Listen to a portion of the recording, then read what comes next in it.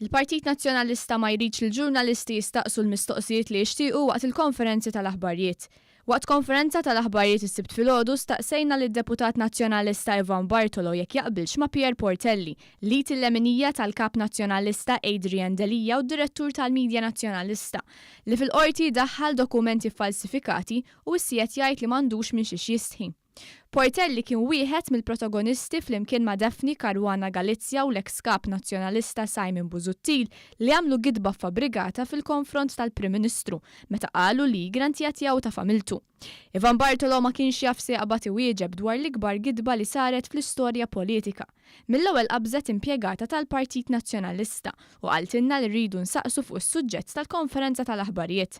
Bartolo rripeta dak li qalet l-impjegata tal-Partit Nazzjonalista u qalilna biex insaqsuh biss dwar l-akkomodazzjoni soċjali.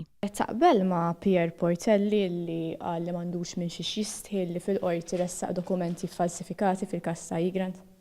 Mhix il-dokon, m'għandax qasam xejn mal. Ma importanti nagħmellek din mistoqsija. Tista' tuġibni din mistoqsija li għamiltlek. M'għandix taqsam Nicole. Ġifieri illum qegħdin nitkellmu fuq Intant matul il-konferenza stampa ħareġ li l-Partit Nazzjonalista m'għandu ebda proposta dwar l-akkomodazzjoni soċjali.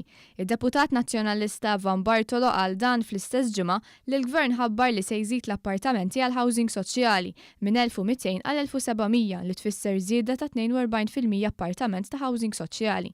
Dan wara li fl-2013 Gvern Nazzjonalista ħall aktar minn 3000 ruħ jistennew post ta' akkomodazzjoni soċjali.